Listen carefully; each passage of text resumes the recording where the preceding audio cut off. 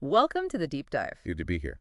So today we're getting into something that feels, well, pretty essential for gyms now, especially the independent ones, fitness studios. Yeah, absolutely. Content creation. Exactly.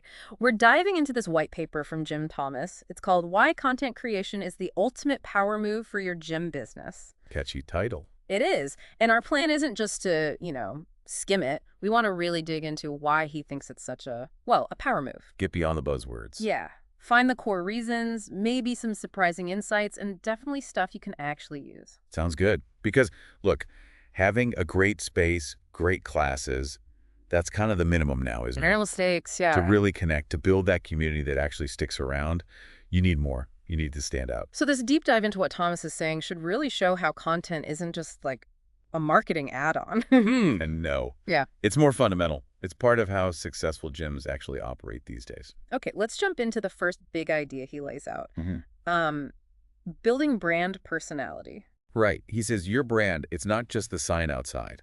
No, it's the story people tell about your gym, what they say when you're not around. Exactly. And content, well, that's your tool. That's how you actively shape that narrative, how you write that story yourself. It makes sense.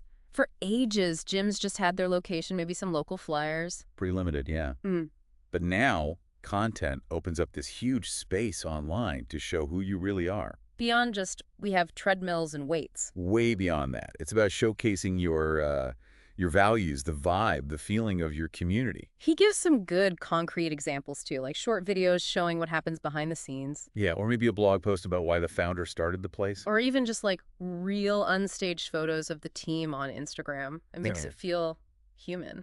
And it's worth thinking why that stuff works so well now in this super digital age we're in. Right. Those little glimpses feel, I don't know, genuine. Something traditional ads often miss. Totally. I like his example of the Member Monday reels. That's clever. It is. Because it's not just saying, look, fit people. It's showing their actual journey, their personality. Makes you feel like, I could maybe fit in there. It builds that connection. Precisely. It hits that basic human need to connect with other people. And Thomas's point is key.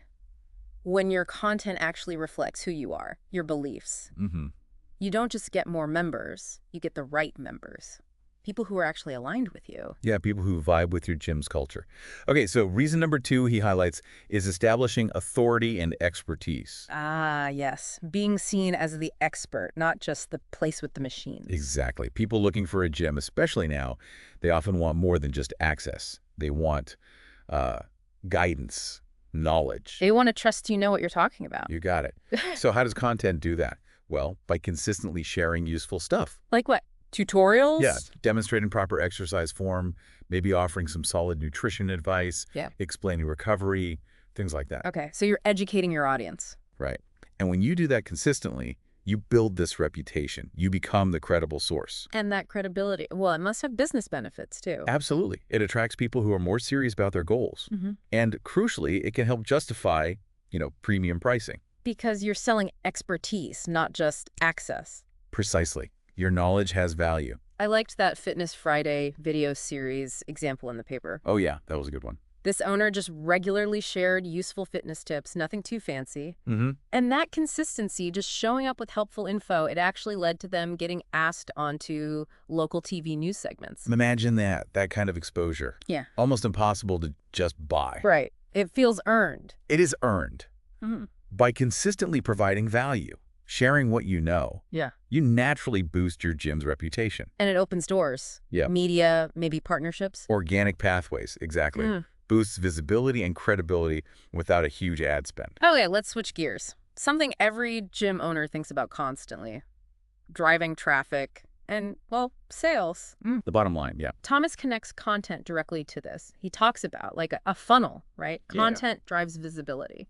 Which brings traffic to your website or social media. That traffic turns into leads, people interested. And those leads, hopefully, become paying members. It's a clear pathway. So what makes content so good at the top of that funnel, driving the initial traffic? Well, it works across so many channels, and it works like 2047. It's always out there. Okay. Think about it. A good blog post can show up in Google searches for months, even years. Right. Evergreen content. Exactly. Engaging social posts get shared around. Yeah. Valuable stuff in emails gets clicked. It all expands your reach online. So the more people you can pull into your, let's say, a digital world, website, Instagram, YouTube, whatever, Mhm. the more chances you have to actually connect with them, build trust, and eventually maybe sign them up. It's a numbers game in part, but also about building that relationship over time. The example he used, Yeah. how to get fit after 40 blog series, that felt really practical. Yeah, because it targets a specific need. People search for that kind of thing.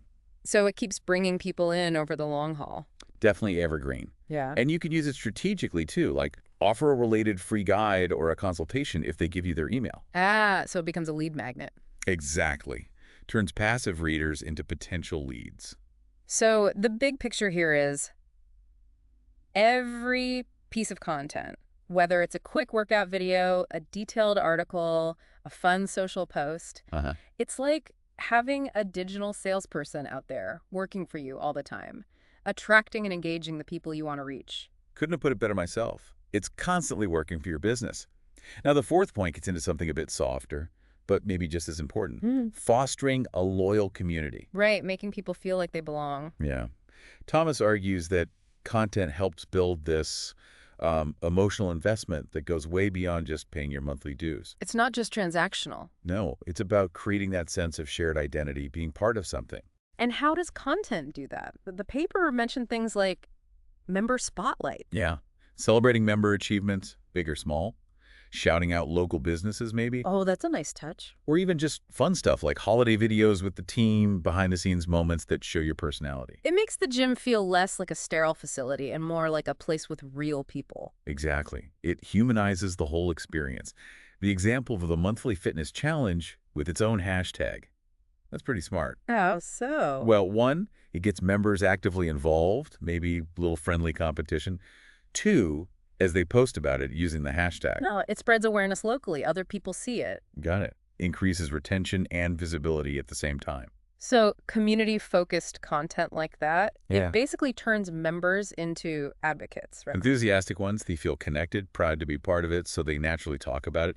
Word of mouth, but amplified. Okay. Fifth reason from Thomas.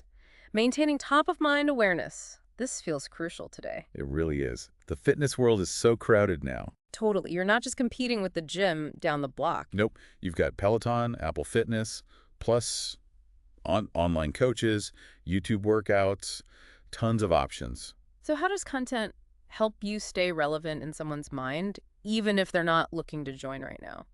By being consistently visible with stuff that's actually engaging or useful, you just stay on their radar. So even if they're happy doing home workouts for a while. Right. But maybe they see your useful posts, your member stories.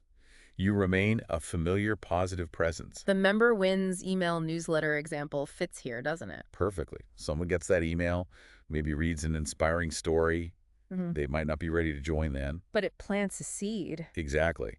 Then maybe months later, something changes. They decide they do want a gym. And because you've stayed in touch, stayed visible, your gym is one of the first they think of. That's the goal.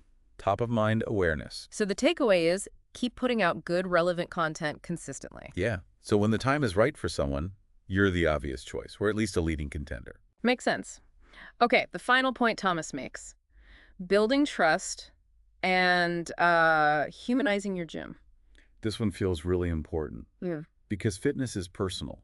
It can be vulnerable. Yeah. People want to feel safe, understood, maybe inspired. Definitely. They're not just buying access to equipment. They're investing in their health, often looking for support. Trust is huge. So how does content build that trust? Is it just about being professional? Professionalism helps, but it's more about authenticity, I think. Sharing real stories. Like the behind-the-scenes stuff we mentioned. Showing the team culture. Yes, exactly. Letting potential members see the real people behind the business, not just a sales pitch or a perfectly polished image. It makes the gym seem less intimidating, maybe. For sure. And that element of vulnerability Thomas talks about, that can be incredibly powerful. The example he gave of the gym owner sharing their own weight loss journey, that sounded impactful. Yeah, because it's relatable. It shows they understand the struggle. They've been there. It builds a really deep connection. So it's not about pretending everything's perfect. No, quite the opposite sometimes. Being open, being authentic, that builds credibility.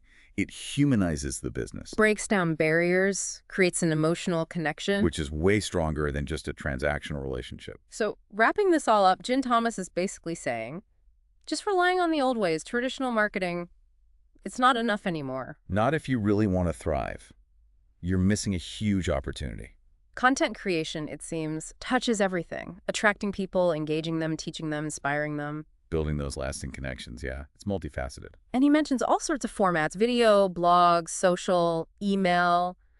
It's not just one thing. No, it's about using the right tools for the job, consistently. And his big piece of advice really stood out to me. Was. Prioritize consistency over perfection. Just start. Start showing up. Yeah, don't wait until you have a Hollywood film crew. Just start sharing your story authentically. Exactly. Because, as he puts it right at the end, your gym's next big success story, it could be just one piece of content away. Wow, that's a powerful thought. It really is. Puts the potential into perspective.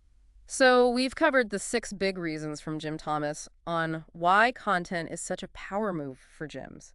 Building personality, establishing expertise. Driving traffic and sales, fostering community, staying top of mind, and building that crucial trust. Right. Lots to think about there. Definitely. So maybe a final thought for you listening. Yeah. Thinking about your own gym, your own community. Which of these ideas really clicks for you? Which strategy feels like something you could genuinely start doing? And how can you begin sharing your gym's unique story in a way that feels authentic, connects with people, and maybe, just maybe, becomes that next key piece of content?